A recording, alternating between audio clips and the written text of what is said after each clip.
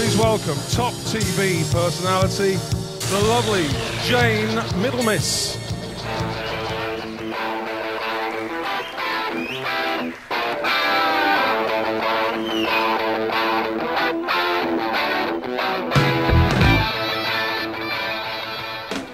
Jayne, welcome. Thank you very much, Mark, and thank you all very much for inviting me along. Well, it was Mark, actually, who invited me along.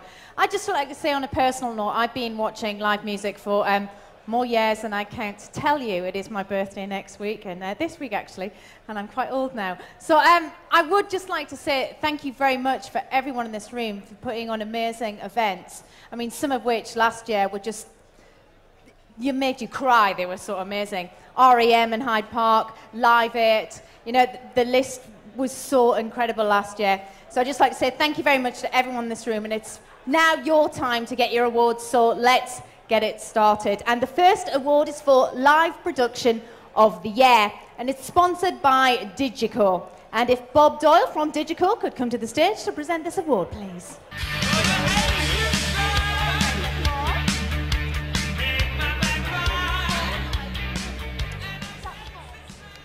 We do have a couple of kings amongst men in here tonight. In fact, there's a whole bunch of them. Some stick out a little bit more than others. And of course, we're graced with the gracious presence of Mr. Harvey Goldsmith, who's fantastic. In fact, the last time I saw Harvey, he was backstage at Live 8, and he walked up to me and said, "Bob," he said, "what the fuck's going on?" John Prodim had his summer completely laid out. He was struggling a bit, but he thought, I'll get through this, it's not a problem. And then we arrived. He needed us like a hole in the head, and we were stuck with something that was set up for a pop show that we had to live with. And it was really complicated.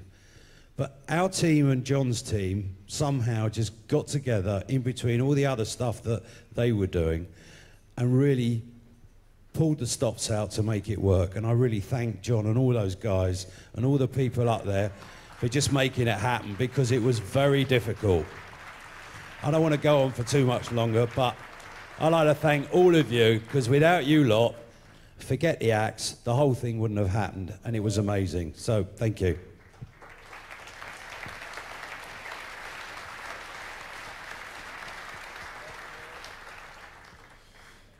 Fucking Novotel West.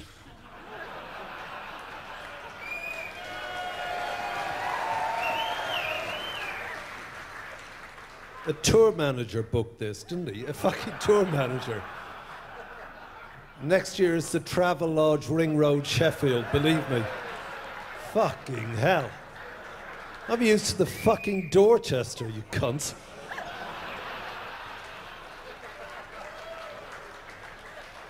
Doyle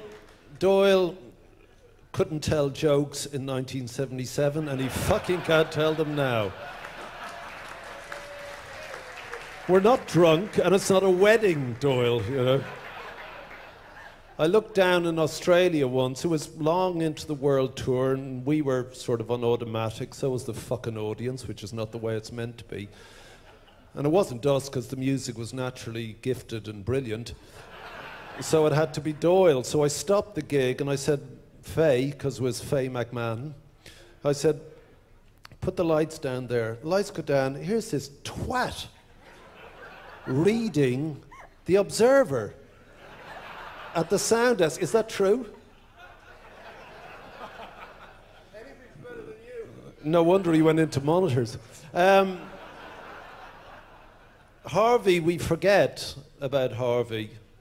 Everyone in this room particularly, it doesn't make much sense outside this room.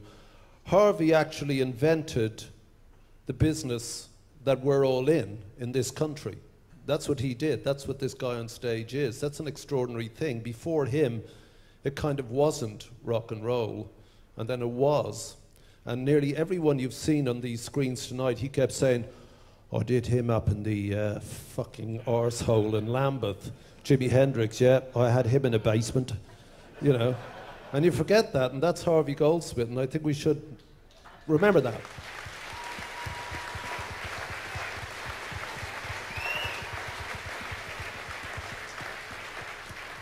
And contrary to Harvey pretending that this was all sweetness and light, he told me to fuck off when I went to see him about this 6 weeks before we did it. I said, I think we should do this in Hyde Park. Guys, you'll never get the fucking park, so fuck off. So a big thank you to the parks for being complete cunts throughout the entire thing.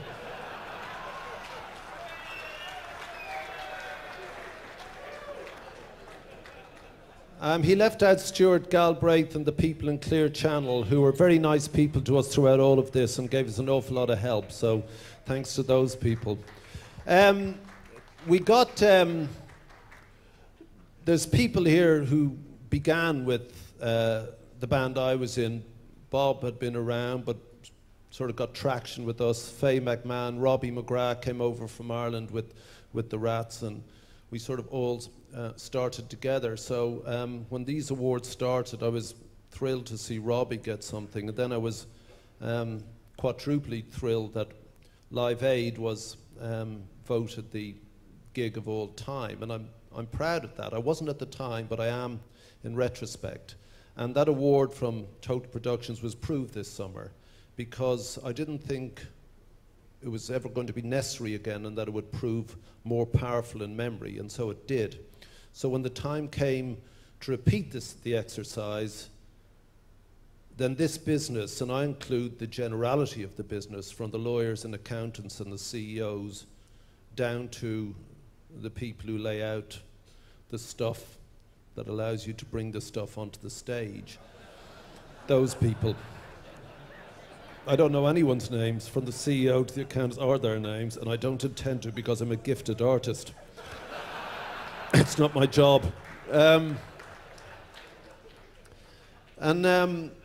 said Harvey and I and John Kennedy, who's the third part in this trilogy, we were in Meadham last week, and it struck me the day before that it is impossible what was achieved 25 weeks ago. Not just that it was done in a 6-week period, but that it was done at all.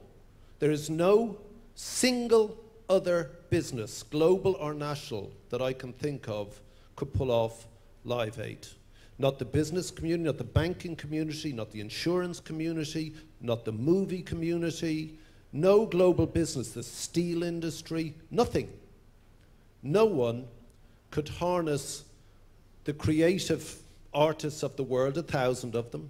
Nobody could allow the songs they own, the publishers, to be used free on this day. No company would allow their most gifted people to give up gigs or to fly whatever and facilitate that, to be there on that day. No amount of skill or talent or energy or sheer will and determination, except this business, could have built those stages in the most difficult sites all over the world, to have changed acts over every 5 minutes. Can you imagine the skill that's brought to bear on changing the greatest acts in the world in a 5-minute period, in 24 hours, in 10 cities, live to the world? It is only this business.